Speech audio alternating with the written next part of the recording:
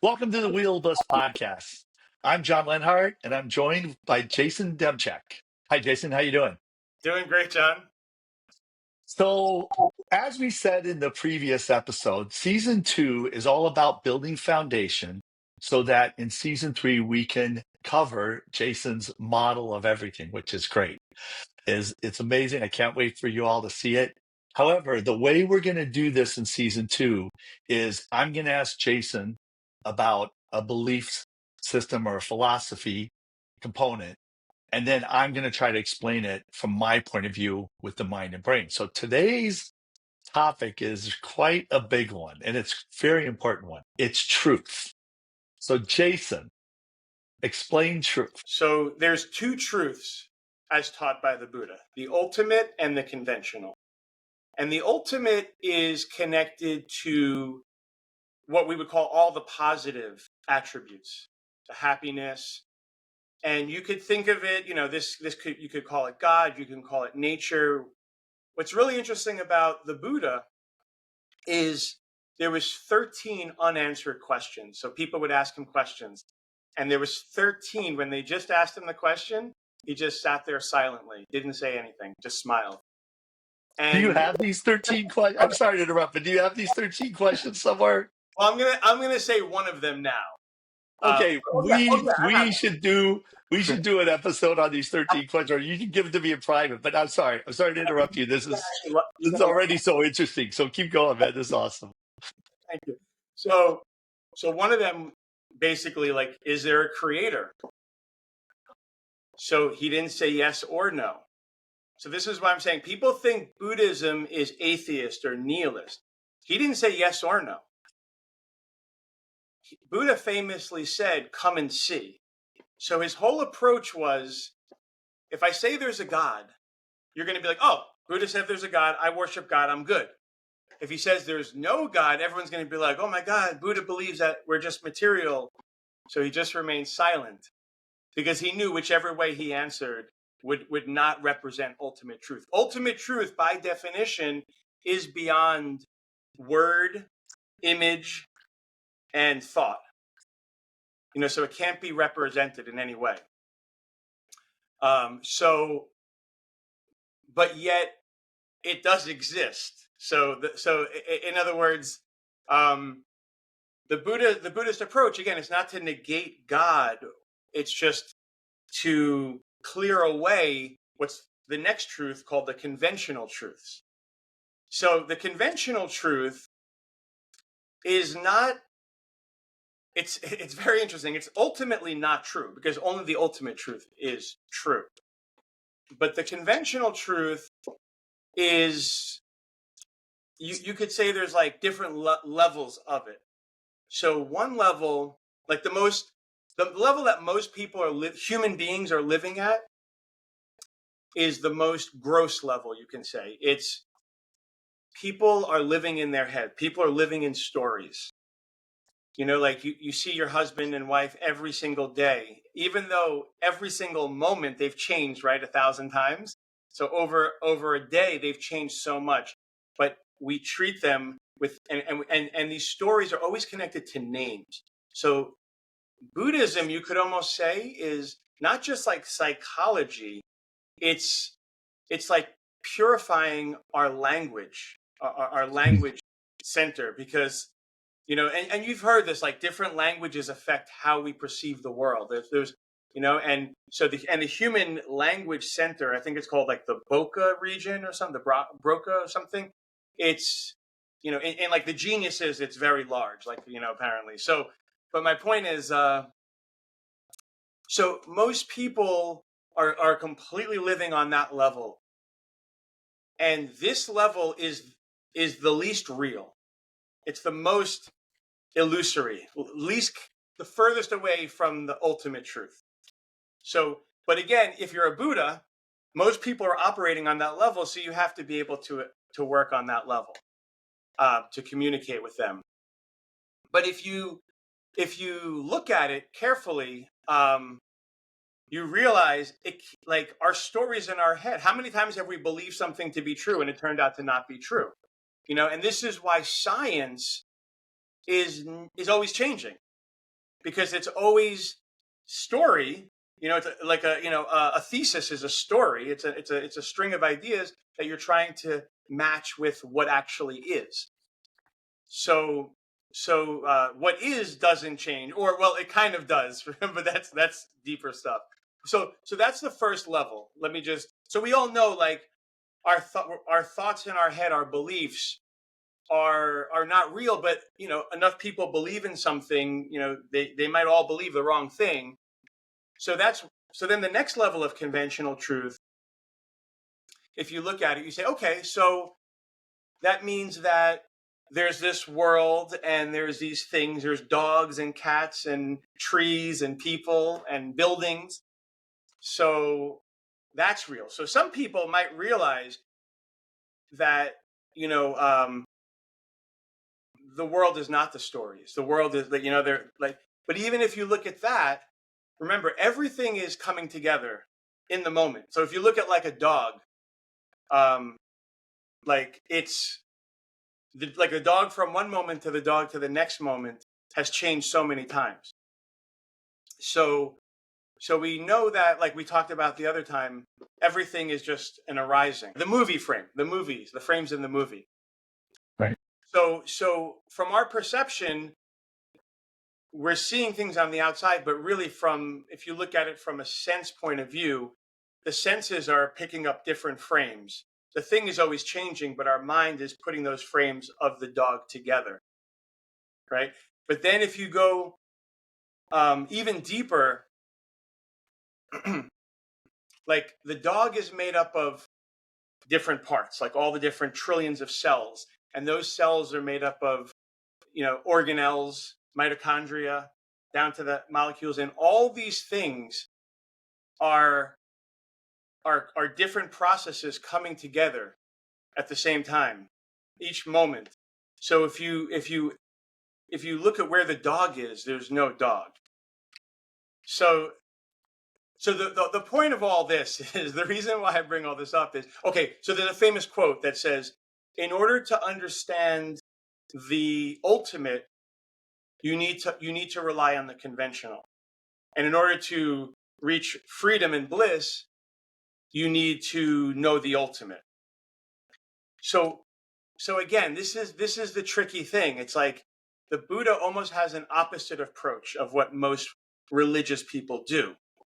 He's saying, instead of just telling you this is God, this is God's qualities, he's having you examine all these different things on so many different levels to see what the conventional is, and this can't be the ultimate. So this is why the Geshes do debate for 20 years. By debating, the purpose of debate on the outside is to learn how to actually debate on the inside. So it's it's you're training yourself on the outside. So then the Buddha said, come and see. He never said, this is how it is. It's always like, look at your body. Can you find your body? Look at the dog.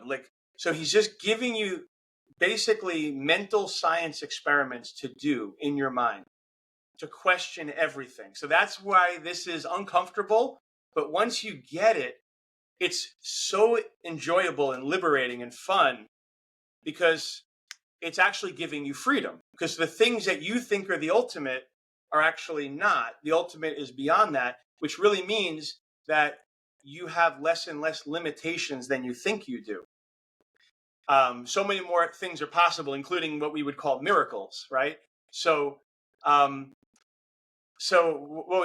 process is, again, looking at all these things only to not find them. Because if you really look at it, and this is where it gets very matrixy and very trippy, it's like, if you really look at anything, if you don't examine it, it appears to be people and trees and everything just seems out there and in here, and it's all normal. But when you actually look at it, nothing is there. And we know that from physics, that nothing is there, everything is space. But this is even I say Buddhism is even beyond physics. Like Buddhism is the realm of the metaphysics. It explains physics can explain the result. Buddha's teaching is looking at the cause. So cause of the physics, you could say. But anyway, my point is that so it's saying that the ultimate is there. So you're going through this long process, and he's saying, the Buddha even said, don't believe. Like belief is the opposite of what we're trying to do. When people say, oh well, Buddhism is a belief system, I say Buddhism is the antidote to believing. Because when you see, like, they say seeing is believing. It's like it's believing because you actually had the experience. That's like that's a really important part, the epistemology. Buddhism, like I said, epistemology drives the ontology. So again, like you're finding the divine, you're finding the ultimate through seeing everything it's not. Like you can't. So we also call this identifying the object of negation. Like you could say the ego doesn't exist. You could say the ego's bad. You could say the ego's not real. It's just a bunch of stories. But until you, and I'll wrap this up, until you can slow your mind down, like with the frames, and achieve that very focused attention. And then the Buddha said, look for these things. So when you have the mind still, and then so you develop like your laser laser gun. Now the Buddha says, now point that at all these things that you think are real. And So, can you explain that object of negation? What right. That's interesting. What does that mean? So the object of negation, for example, is this self. So we walk around like I'm Jason, and I feel like I'm the same. I feel like there is something over and above myself or inside myself. That's the thing. We look for it in 20 different places. But it feels like that there is an unchanging self somewhere in my five aggregates, in my feelings, my perceptions. Again, Buddha's not denying that there is a self. That was one of the questions, like the soul. Is there an eternal soul? He didn't answer. Because if he answers, people are going to imagine there's like this little ball that lives in them that moves, That's not what the soul is. The soul isn't in the matrix. It's something outside the matrix. But so identifying the object of negation is, so for example, like this master Tsongkhapa said, you think of the emotion of righteous indignation. Like you get accused of something that you didn't do. Bring that to mind. That feeling, he said, brings about this sense of I. And then you look, you bring it up and then you look. So this is like an active meditation. You're bringing upon this painful experience, this painful feeling, in order to see, can I find the self in there? And so the object of negation is, you could do it through logic, or you can do it like that. It's basically in order to, again, know that something doesn't exist. It's not enough to just hear it. You need to actually look at it from a logical point of view. Again, for example, so you're using this on many levels. For example, you look at the person, you say, my body. But I know that, well, if I look under a microscope, I could take out my skin and see different cells. So I know that the object of negation in that case is this idea, again, language. It's just a word called body. If there wasn't language, there's no body. Everything is just movement, arising of particles. Like, I come out of a womb, and then pieces of me, like I'm a new being every 7 years, So Mm-hmm. So the object of negation is just, that's what Buddhism really is in a nutshell, is like we are projecting all of these things onto what is the ultimate truth. And we take them for granted, and 99.9% of people take them for granted. So it seems like obvious, but when you actually start to look at it, and again, physicists or biologists know this to be true, but how do they practice when they get into a fight with their wife or whatever? Are they living as though that they're all these cells? Even like psychologists, I'm sure Freud fought with his wife, even though he knows it's like it's not her, it's unconscious. So, it's what was I going to say? Yeah, just identifying what isn't there, and it's just really like, again, we talk about next season, the 5 and the 6. It's like clearing that palette. Like, we assume there's an outside world, but again, how can we prove we're not in some sort of matrix? If we are in a matrix, we're not outside the world is actually kind of inside us, so there's it's just like being. And the thing is, Buddha's not saying we're in a matrix.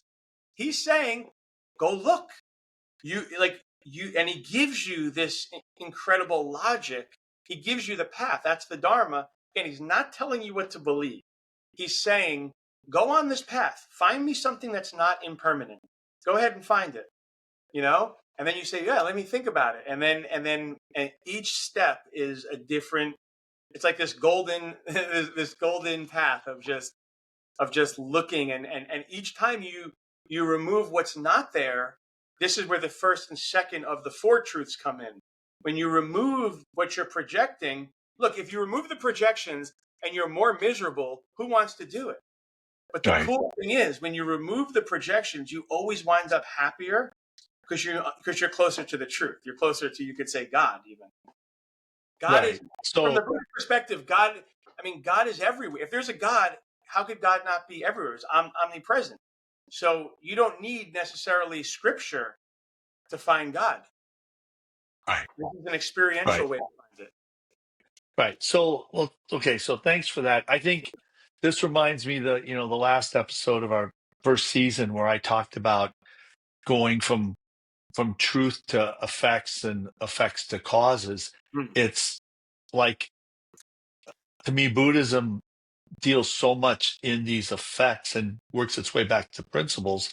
And I'd love to see these 13 questions or 14 questions. Was it 13 or 14 questions? It's funny that you say that, because there's always, like, just like the Gospels, like there's some kind of changes. Like sometimes it's Yeah. 13, sometimes it's 14, but yeah, it's basically Yeah. that. Because to me, it's like, I think that those are, so far you named two of them, they're both causes. So that's interesting. So the way I go at this truth thing is that a right what is just a fact or it's reality. It's so this thing, that's a dog. That's just a right what. That's just a fact. So I classify that as a what. So I'm kind of doing your conditional. Is that what you call it? The Conventional. conditional truth? Conventional. So this is how I describe the conventional truth. You have facts and then you have understanding. So that's a right why Mm-hmm. to the right what. So it's carry this bottle this way. Why? So you don't spill it.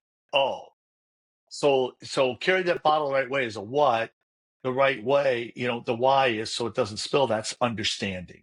So to me, a right why is understanding. Mm-hmm. If you think about it, a lie is a wrong what. That's not a dog. It's a cat. That's a wrong what. And deception is a right what with a wrong how and why. People talk about half truths, Mm-hmm. and you talked about language. There is no such thing as a half truth. It really messes up your brain. But what people think a half truth is well, they stated a fact, but their how and why behind it was wrong or non-existent, and that's how people get deceived. So truth is a right what with a right how and why, and that how is not what you do. The how is how it actually works. When you can explain how something works, then you really have the truth. Because the key to truth, to me, is that it's like when I said about people look at results or effects, and then they say these are desirable, these are undesirable. Then they move back to applications. Well, what did the desirable do? What didn't they do? What did the undesirable do? What didn't they do? And then they move back to a principle and go, it looks like if your parents read to you before you go to bed, you have less of a chance to end up in jail. That's contextual. And when it comes to modeling, there are always four contexts.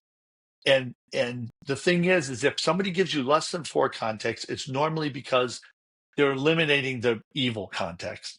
And if someone gives you more than four contexts, it's normally because they picked one of the contexts and they've broken it out into a lot of little subcontexts. And I usually sit there and go, well, all of those really fit under this. So a principle works in context or conventional. So when you said conventional truth, I'm saying, in my head, I say contextual truth. A truth is right in every context. The truth applies to every context. So that's where, when you say universal truth, to me, those are truths. And then I can see what the Buddha is trying to do is he's trying to say you think you have a truth, you don't. There's only one truth. You think you have a truth, you don't have a truth. And so he used the word truth maybe to build a bridge, but I wouldn't use the word truth. I would say you have an understanding, or you're Well, it's funny. deception, or you have a fact. You're gonna love this because I have to get the actual Sanskrit words for them. Like truth is satya, but there's like two prefixes. The word for conventional truth, if you actually break down the Sanskrit, it's actually called truth as a deception. So it's literally what it's called. It's in the sense of it's covering up what's actually true, but we call it conventional truth, in parentheses truth, because it's true. It's true. Well, Right. it's true like that there's a dog. I would say it's a fact. There's a fact that it's a That's a dog. good thing. It's a fact that there's a dog, but in reality, it's a collection of atoms that is inhabited by a consciousness. We would say in Buddhism, it has a right. So, Right. but So where this becomes important with the how and the why stuff is that truth doesn't have to be tangible.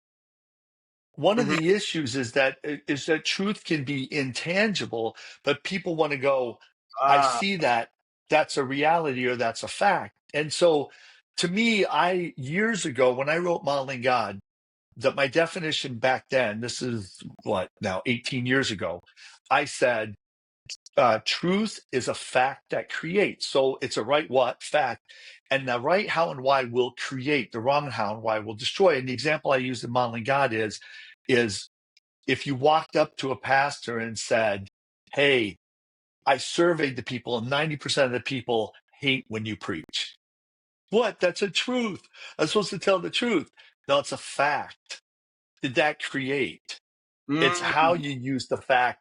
And so that's where people can deceive others and deceive themselves, is they have a fact and then they go, now I can use that however I want it, and then they use it to destroy. So with the right what and the right how, it does that. Now in Modeling God, I covered these four principles that determine truth. And I will say, because you mentioned science, these four principles make up science. So what I want to do is I want to quickly go through these and explain them, and then I want to mesh them up with something you've shared in a previous episode. I think is really interesting. So the first of the four principles that determine truth is non-contradiction. So basically, the idea is, and this is Aristotle, something can't be a part of a set and not a part of the set at the same time. So I say I can be happy and sad. That's a conflict. I cannot be happy and not happy at all at the same time. So that's a contradiction. Contradictions don't exist. And I like to say, we all know this and we all prove it when we argue. Whenever two people are arguing, or two lesser people, I would say, other than how you and I argue, but when two people are arguing, the minute someone contradicts themselves, the other one goes, aha, I'm right. And what they didn't say is, you just contradicted yourself. Contradictions don't exist. Therefore, I'm right. But that's what they meant. So we all prove it. And if you think contradictions exist, argue with me. I'm going to contradict myself and I'm just going to watch you go, well, that's okay because contradictions exist. You won't say that. You use that example of righteous indignation. It's like, there it is. mhm. Somebody contradicted themselves and all that. Yeah. So contradictions do not exist. Okay. The second one is causality. And so the way this works is for every effect, there is a cause, in a sense, and every cause results in an effect. So the thing is really it's every cause results in effect, but not every effect comes from the same cause. And the example I use is if I drive down the highway 100 miles an hour for 60 seconds with a blindfold on, there's going to be a car accident. But every car accident is not from the cause of somebody blindfold driving 100 miles an hour for 60 seconds. So that's where people get deceived. That's why causality. I'm sure we're gonna talk about causality in another episode. You love to talk about it. There was a whole, you know, course in it for you, and I love talking about causality because I think this is the quickest thing that fixes people's thought process because they go affect the cause. Well, if you did this, you must have meant this. If you did this, your intention must have been this. It's like causality doesn't work that way. It works cause up to effect. So the thing is, we can try to figure out the cause of an effect, but the thing is we can get really deceived when we go, it has to be this cause.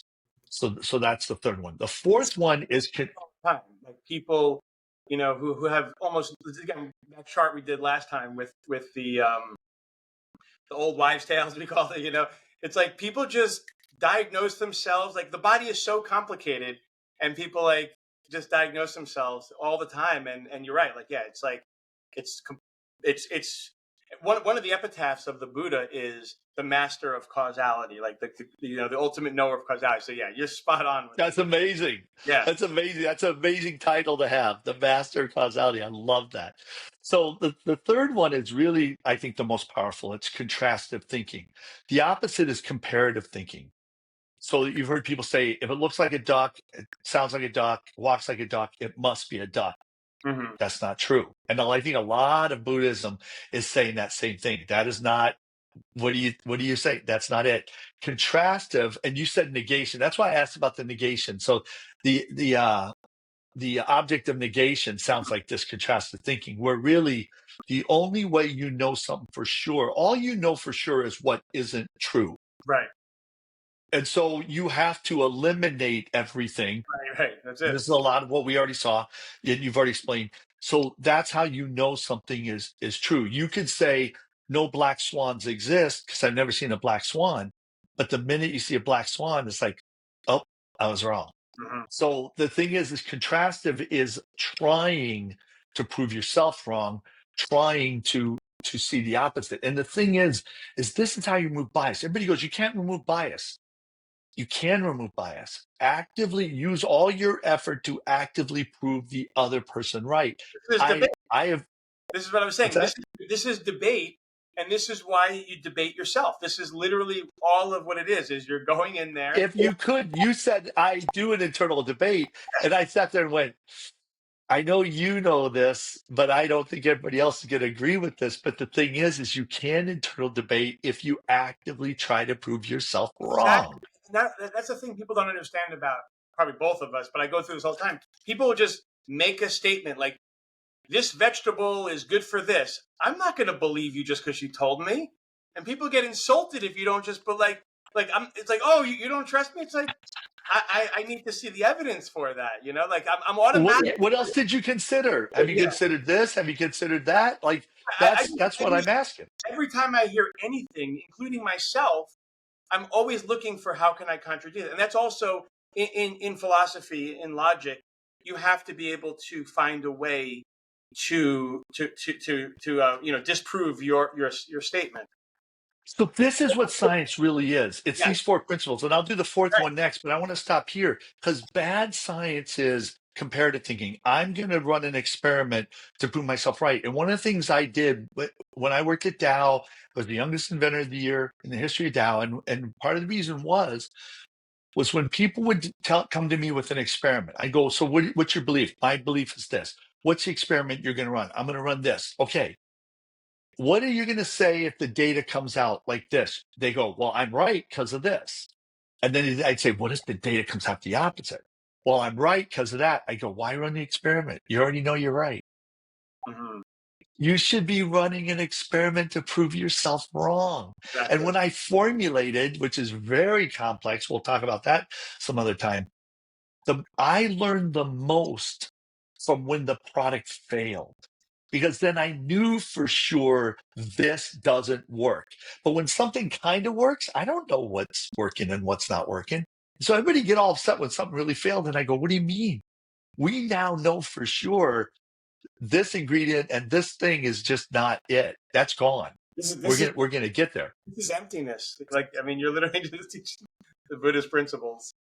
Yeah. That's principle. So the fourth one is growth mindset. And I make a lot of people upset on LinkedIn and other places with this because they'll say growth mindset is you want to grow. Everybody wants to grow. Growth, I see it as growth versus comfort. Mhm. So you're going to be uncomfortable. You can either make yourself uncomfortable now and you'll grow from it, or you can just try to be comfortable today and then you're going to experience discomfort later. So when are you going to experience the discomfort? Growth mindset is really measured by how quickly you admit you're wrong when you're proven wrong. When you're proven wrong, a growth mindset person goes, "So the quickest way to make progress when you're wrong is to get back on the path, is to admit you're wrong and to get back on the path." So whenever somebody posts on LinkedIn about growth mindset and I ask to measure or I say this, well, to me, growth mindset is how quickly you admit you're wrong. Interesting, or no comment. And that is not what these insecure posters on LinkedIn want to say. They want to think that they're growth mindset and they're achieving and all this stuff. So I want to put these four together real quick, and then I want to interact this with you. Is that I use the example of a Sudoku puzzle. A Sudoku puzzle, you can't, the goal, the cause is to put the numbers 1 through 9 in each 3x3 grid. That's each row, each column, and each 3x3 area. So that way in column. Contradiction, you can't have more than one of the same number in each of those 3x3 areas or these 9 areas. So that'd be contradiction. Contrastive is you should only put a number in when you know for sure. The only way you know for sure is the number can't fit in any place else or no other number could fit there. So if you got a row and there's 8 numbers in it and there's not a 3 or a 6, let's say, and then you go up and down and there's a 3, the only number can fit there's a 6. You can put a 6 in. That is how your brain actually determines truth, is contrastively. We do it comparatively. I want to throw a 3 in there. I want to do this. And then growth mindset is the minute you are wrong, stop and go back. If you keep doing that puzzle, you're never going to make that puzzle right if there's a square that's wrong. It's never going to happen. So science is using all four of these together. When you use all four, so science to me is a tool to determine truth. And where people talk about science being the effect or the learning, it's not the learning. Science is a tool for determining truth. If you use all four of these together, you will always result in the truth. If you don't use all four of these together, if you avoid using one of these, you're going to miss up. And so the last thing I'll say in this section is that when I was writing Modeling God, I was watching the History Channel, and it didn't matter what area, whether it was military, political, science, medicine, it didn't matter. When they were telling the story, the minute something went wrong, I noticed they didn't use at least one of these four principles. They went for comfort. They ignored causality. They did all these things. And I noticed if you do all four of these, you're always going to result in the truth. So now you mentioned previously the Four Noble Truths. So let's go through each one of those, like real top line. So what's the first noble truth? Right, and interestingly, like the first two truths can fit into the conventional truth. Okay. So the first one is suffering exists. That yeah, let's just say that suffering exists. So I see that corresponds to non-contradiction. Okay. If you don't think suffering exists, then you're never going to suffer again, right? And I'm never going to listen to you suffer, and you're never going to complain. Oh well, like that's the way I would confront somebody. Like if they argued that statement, I could use non-contradiction in a second for them to go, yeah, you're right. Suffering does exist. I mean, otherwise, if suffering doesn't exist, then how come I see it? Right. So that's the principle non-contradiction. So You're what's the saying, second? wait, just let me ask you about that. You're saying that because the Buddha says that's the one. Like, there's people or beings that are never happy, but nobody has ever not experienced suffering. It's the Right. universal. So that's what you're saying, that if you're being non non-contradictory. I'm saying that principle non-contradiction supports that statement. Gotcha. Right. That's how I would prove that statement is, hey, Ah, show me somebody who doesn't ever suffer. okay. Go to the next one. Yeah. Oh, no. The next one is that suffering has causes, causality. Causality, that's pretty simple, right? So, Yeah. so right there, those first two, non-contradiction and causality. And you're saying that both of these fit in the conventional. Conventional. Yeah. This is the suffering category. So the thing is that our conscious brain works according to these two principles, causality and non-contradiction. And that's the conventional brain. That's a Yeah. conventional truth. That's how we deceive ourselves. That's over there. Our Perfect. unconscious works to all four of these. So our unconscious really knows the truth. So let's look at the other two, because I'm assuming these other two are keys to the ultimate truth. Exactly. So the Okay. true ultimate truth is the third one. The third one is what we call nirvana. This is bliss. It's the ultimate. It's when you clear away everything that is covering it. It's always been there. It actually never has. You don't have to recreate it. It's already there. It just needs to be, not covered. Yeah, uncovered. So you're saying this one is the one that's the real one, and I said the most powerful of the four is contrastive thinking. Okay. That's literally the same thing. Let's remove everything that isn't true, because then we'll have the truth. This is incredible. So the contrastive thinking is remove everything that's not the truth. That's Yeah. literally what that is. Wow. And then the fourth one is the causes of that, or the path to clear away everything that's covering the third. The path. And I'm like, you're growth minded or you're comfort minded. What Wow. path are you on? That is the path. See, because the third is like the result.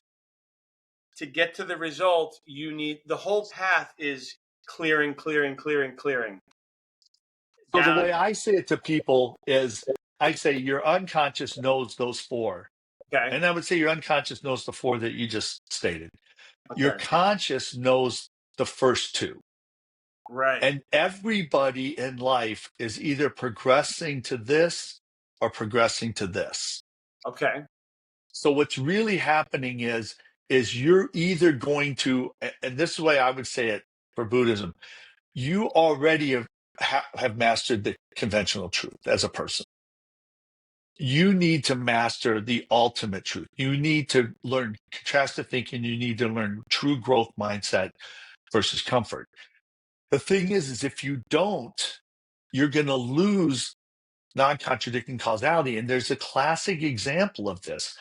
Yeah. And this is going to lead ultimately to deception, is that in the 2004 US elections, Kerry and Bush were running against each other. And they did this study where they took two statements from Bush and two statements from Kerry, and they kind of doctored each one of the two to make them contradictory to each other.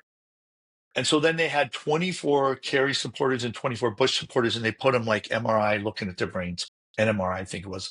And so the Bush supporters, when they saw the Kerry contradiction, and the Kerry supporters, when they saw the Bush contradiction, the anterior cingulate of their brain lit up, which is where it detects contradiction.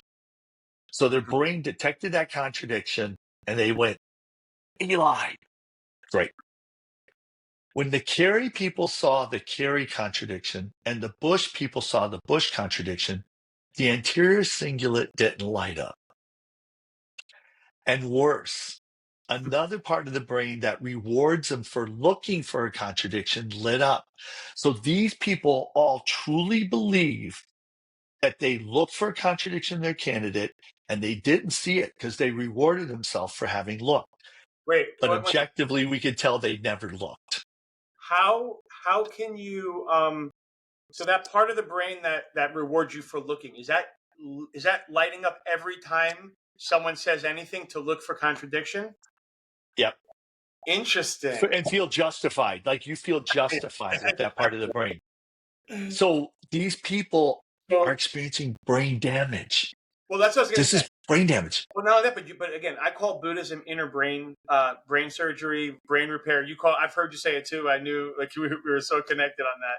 But when if you've made it this far listening to us, the reason why this is so fundamental to everything, because deceiving yourself is keeping you from causes of happiness, everything you want. So like like so the yeah, exactly. So like the two, right? If you don't do the four, the growth mindset to eliminate the two, you're never going to have the happiness, and you're going to stay in the suffering. Right. There's Right. really, And I can tell you from the brain, that's literally what's going on in the brain with that. wow. So that's where, this symbol is peace. I've Mm, heard people say it's unconscious, conscious coming together. So when you learn to bring your conscious brain with contrasted thinking and growth mindset, you're going to have this inner peace. When you try to avoid that, that's these people who yell and scream. When you mhm, try to explain something to them and they get really mad and they get triggered, it's what they're doing is they are training their unconscious brain to block the anterior cingulate in this area. So the Bush people, it's not like their brain didn't register a contradiction in the rest of their life. It registered with the carry stuff, but it's not. There's certain areas of their life, and you think about it: politics and religion. mhm. How much? And I say the Food third area is sports teams. and food, people's diets Really? nowadays. Oh, people's diets. There you go. But I always say, religion, politics, and Right. people's sports teams, they will watch, like for sports teams, they'll watch their team and they'll get mad that the call didn't go this way. And then you go, hey, didn't they not call that against the other team like in the first quarter? I don't know. Wait, I used to yeah, well, go go ahead. ahead. No, I have a question, but go ahead. When I moved up to Green Bay, so the Green Bay Packers, big sports town and everything. And when I moved up to Green Bay, I realized I have to watch the game every week. First of all, to be able to have conversations, because you go to the grocery store and people are going to like, hey, what did you think of that call in the third quarter? I can't say I didn't see the game. Right. That that's I'm not part of community. But what I started enjoying was watching the game and trying to predict like the three or four calls that people would get really upset about that they shouldn't have. And sure enough, and it was just interesting. It's like I'm going to watch this game objectively, and I'm not a fan. I enjoy football. I'm just watching it as an impartial fan, and I understand justice, so I'm going to stay impartial. And then to go out in the community and hear all these people complain about this call, and I think you people are damaging your brain. You are sitting in front of your unconscious. You do not want your brain to work objectively according to truth as it relates to this Packer team. You don't want to do it because you want to see everything this way and you're experiencing brain damage. And that's where debate and contrastive thinking keeps that alive. Otherwise, it's very easy to signal to your unconscious, hey, start making my brain not work when it comes to this topic. That's awesome that you did that with the baseball game that you. But yeah, I mean that's the beautiful thing. Like we could damage our brain, or we could actually repair it. Like Right. we have this. The brain is a system that can upgrade itself from within. It's the most fascinating thing, and um, and yeah, you use the word like we use this word like objective. You say so yeah, that's really what this is. It's learning. Like the brain can actually see things objectively, and it's almost like the very mechanism that can create the bias can actually take the bias away. We call that like, but then you have to be. We use this idea like of like rubbing two sticks together to make a fire. One stick is the biases we have. The other stick is the examination for those biases. But the thing is, after they burn, after the fire starts, they burn each other up. So you don't want to overcorrect, Right. right? Like Right. so, You're right. Right. You want to stand by. So the last thing I want to cover here, and this is really important for the audience because this is a term I'm going to reference from here on out, and I'm going to assume that you understand this because this is kind of what you want to do on this journey with us is the word conjunctive.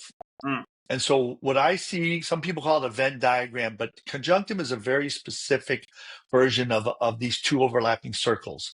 One half is the freedom, and one half is one limitation. okay. So the example I use is liberty and justice for all. So liberty is the freedom. We should be able to do whatever we want. What's the limitation? Justice. So if you do something unjust, then something unjust can be done to you. So if you have liberty and justice, you are in what I call the conjunctive. So where the two circles overlap, you're right there in the center.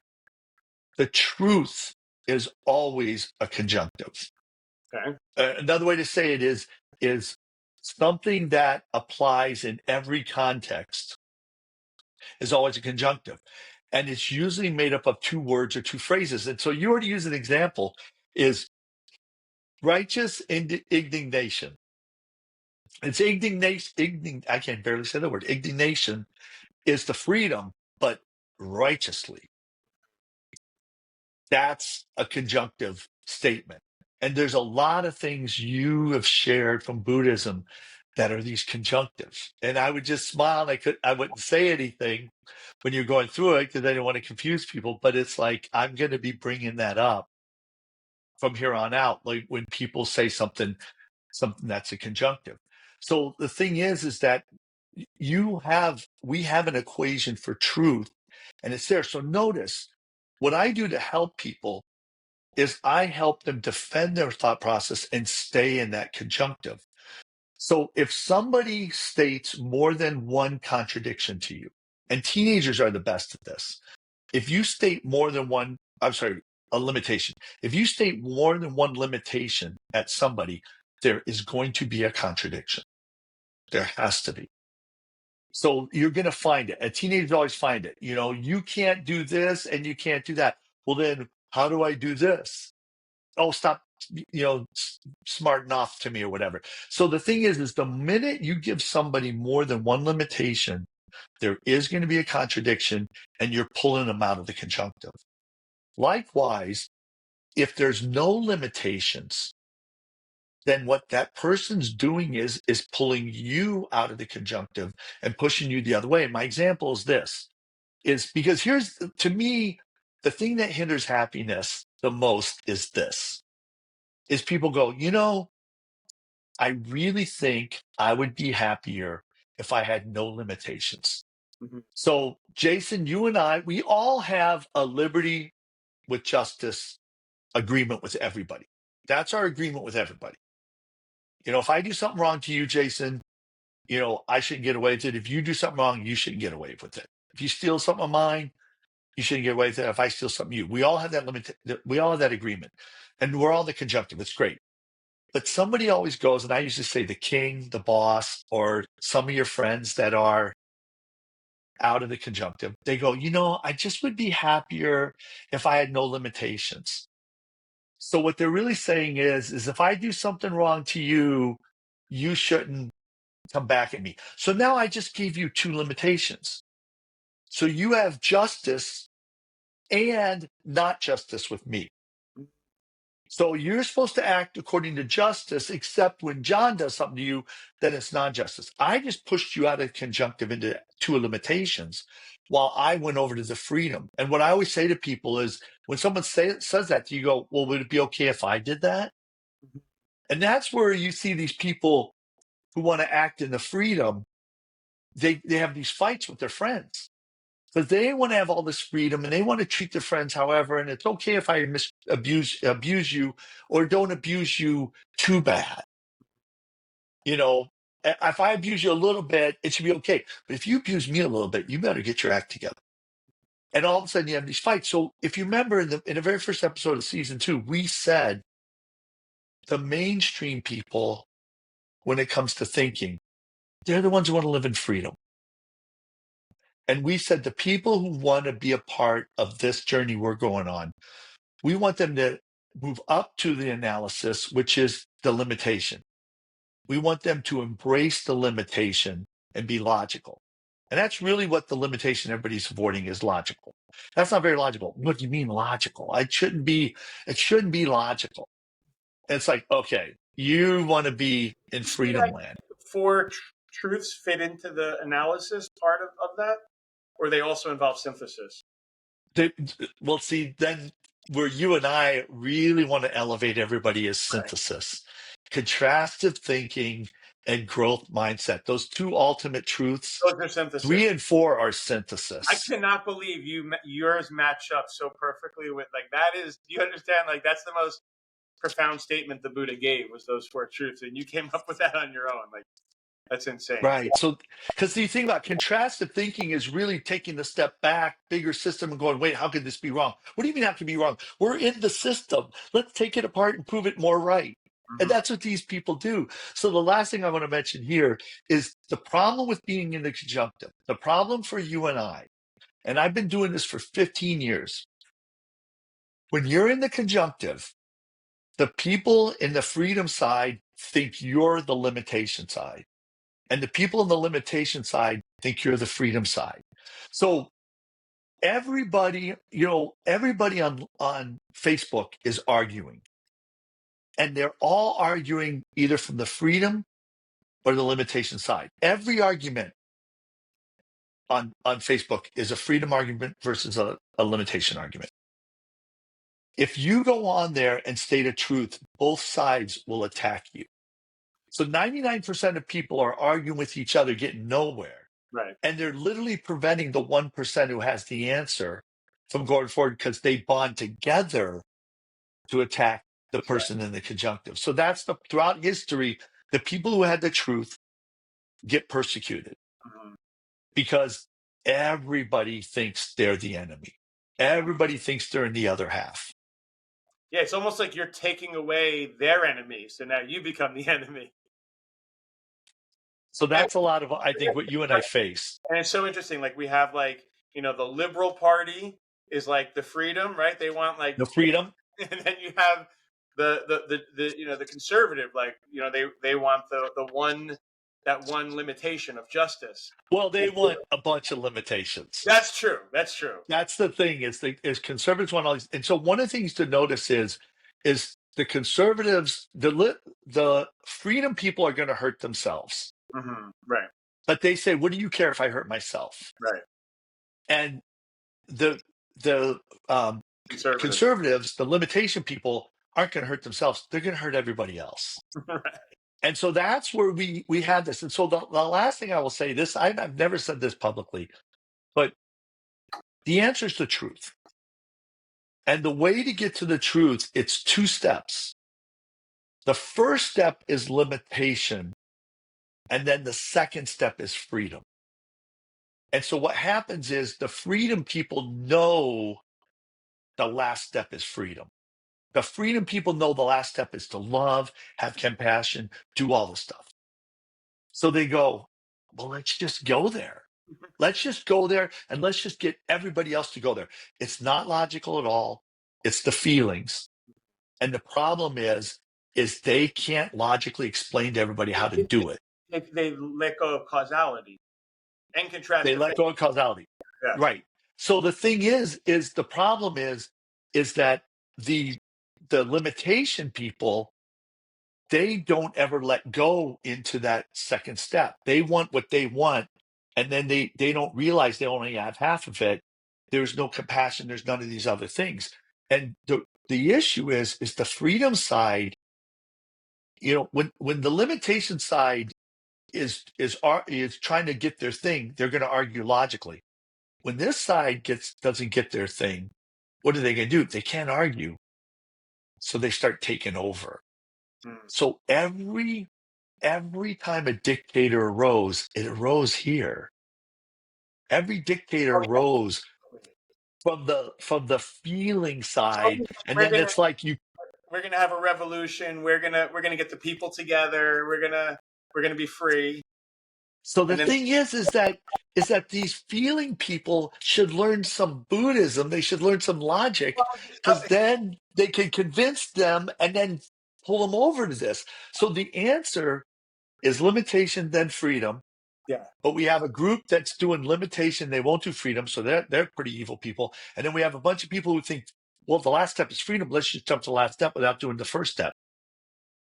And then when they don't get their way, they just start yelling, screaming, and getting violent. and this is again going back to the two sticks and why the Buddha didn't. He remained silent because um, instead of just telling you, yeah, this is the truth. Let's all be loving. You first have to see. You have to see the what's not true, and to see that you need to understand causality. Yeah, with your story, you did all the inner work. That Hmm. was all the limitation stuff.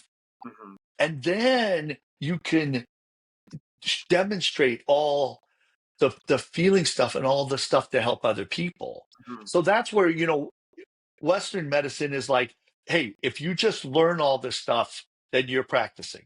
If you Hmm. know all this, you're a doctor. Right. You can heal people. Hmm. Uh, You got to do this side to heal people. Right. This is 90% of our brain over here. This is Mhm. just 10% of our brain, but it's the first step. But it's only 10%. That's why I get it. The people who are in limitation, I get it. It's 90% of your brain, and you know that's the final step. You're just so impatient. You want to do the final step and say, we're there. We need to do this 10% step first, and then we can do the 90% So true. step. So true. Yeah, absolutely.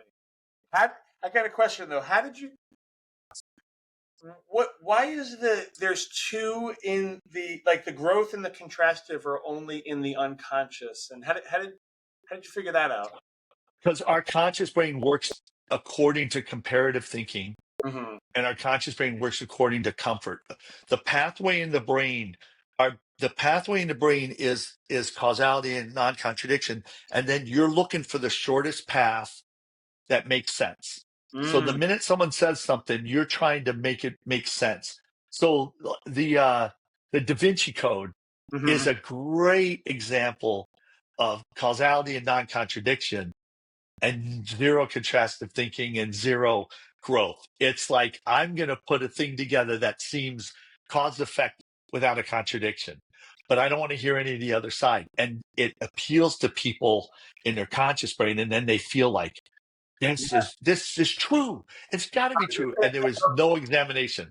Going back to that chart yet from last week with the people who are in that third category, like most people are in the I'm sorry in the second. Mainstream. Yeah. But then when they read the Da Vinci Code, it stimulates this.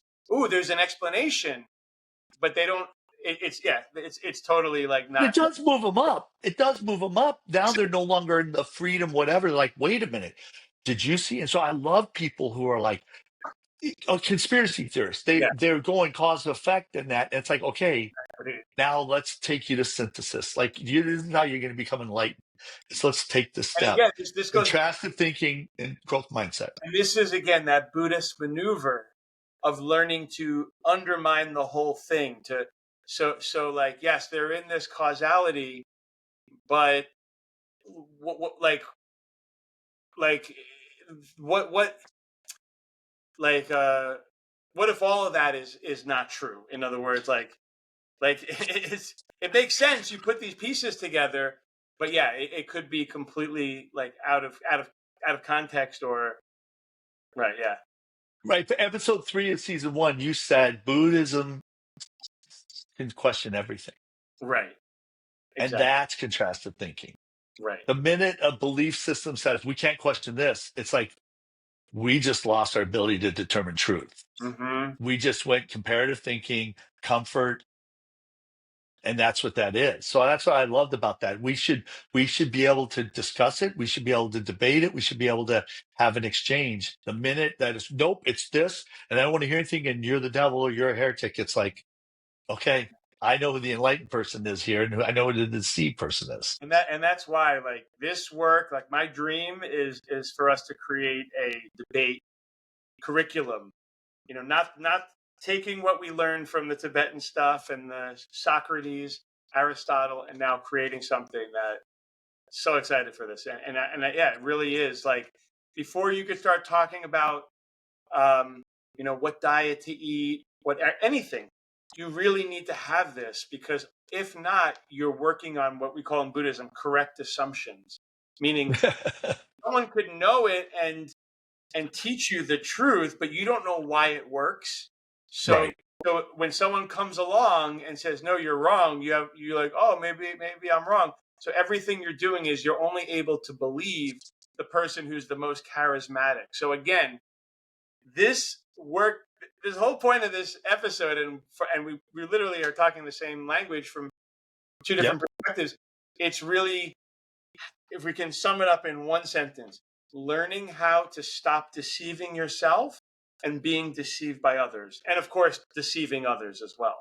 But that's why this is So important because we're deceiving ourselves, which is why we're not happy because we're literally lying to ourselves to protect again this self, this that doesn't exist in the first place. And when you realize again, that's why this is the Buddhist stuff is it's a remedy for suffering because again that self that you're protecting. We have this great saying that the self, our worst enemy, the being that is constantly causing us to do the wrong thing, to suffer, we protect it like it's our best. Whenever someone points it out, we protect it like it's our best friend. And I think if we can help people with that, like we're like that's the path right there. that I agree completely. And the last thing I will say is that I love what you said about who wins these arguments. It's the most charismatic. It's the one who overwhelms you.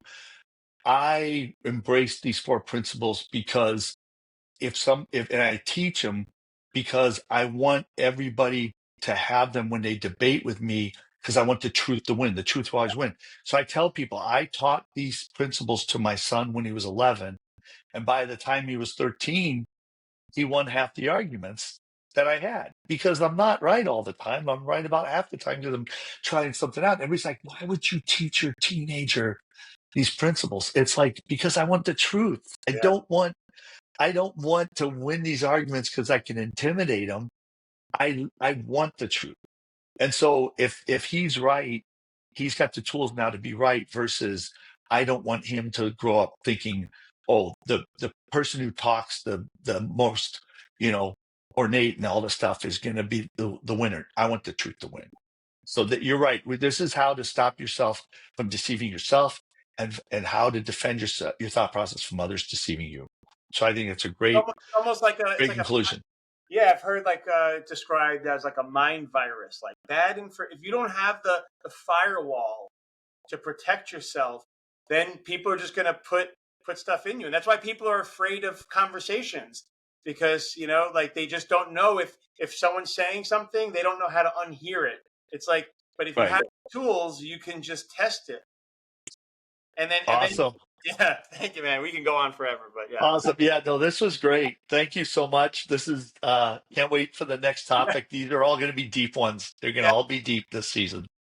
Thank you, man. Have a great day. Thank you. You too.